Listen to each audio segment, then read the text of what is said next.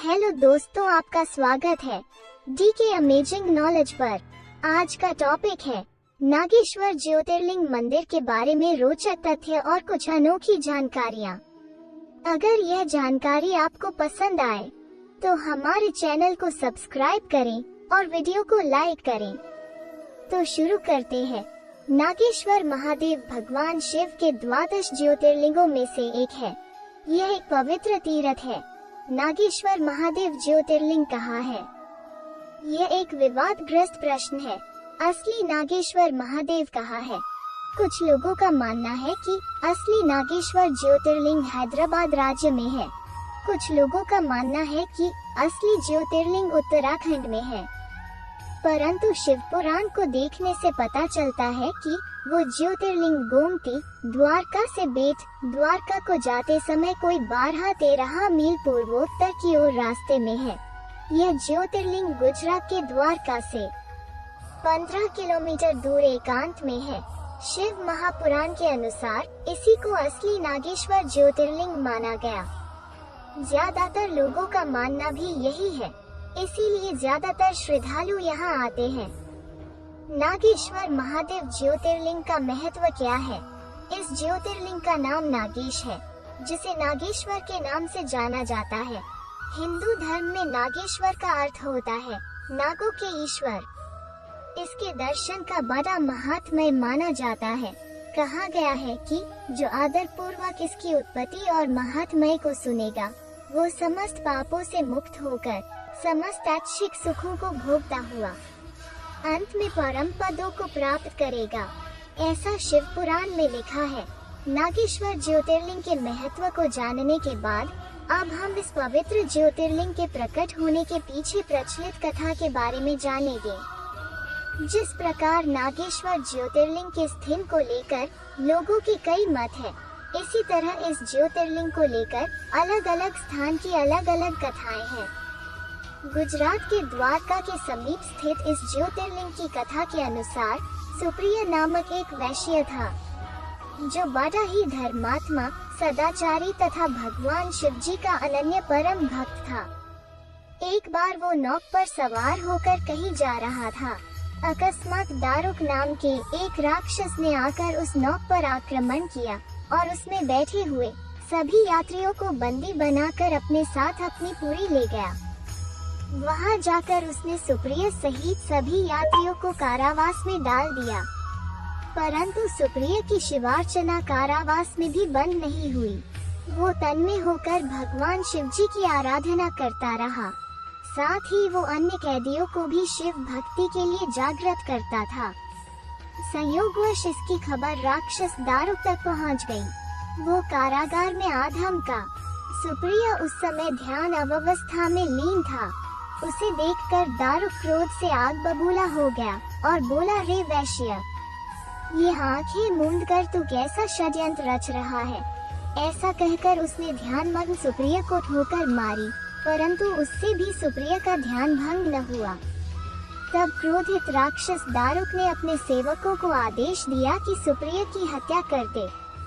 जब सुप्रिय की हत्या का प्रयास किया गया तो वहां अचानक भगवान शिव ने एक ऊंचे स्थान पर चमकते हुए सिंहासन में स्थित ज्योतिर्लिंग रूप में दर्शन दिए।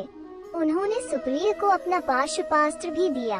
उस पाशुपास्त्र से सुप्रिय ने समस्त राक्षसों का संहार किया तथा शिव धाम को चला गया।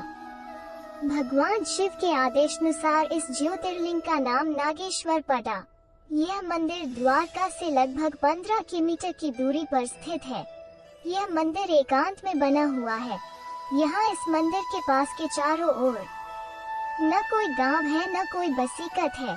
द्वारका से यहाँ के लिए आसानी से बस या ऑटो रिक्शा से आसानी से पहुँचा जा सकता है। मंदिर की ओर बढ़ते मार्ग में दूर से ही मंदिर के प्रांगण में स्थित विशाल प्रतिमा दिखाई देने लगती है। यह विशाल शिव जी की मूर्ति 125 फुट ऊंची तथा 25 फीट चौड़ी है, जो इस मंदिर की शोभा बढ़ाती है तथा अपने विशाल आकार के कारण श्रद्धालुओं का आकर्षण का मुख्य केंद्र बनती है। मंदिर परिसर के साधारण मुख्य द्वार से प्रवेश करने पर सामने ही गहरे लाल रंग में नागेश्वर महादेव का मंदिर है।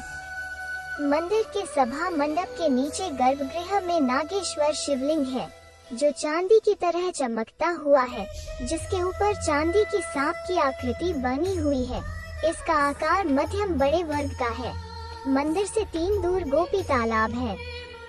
यह एक कच्चा सरोवर है।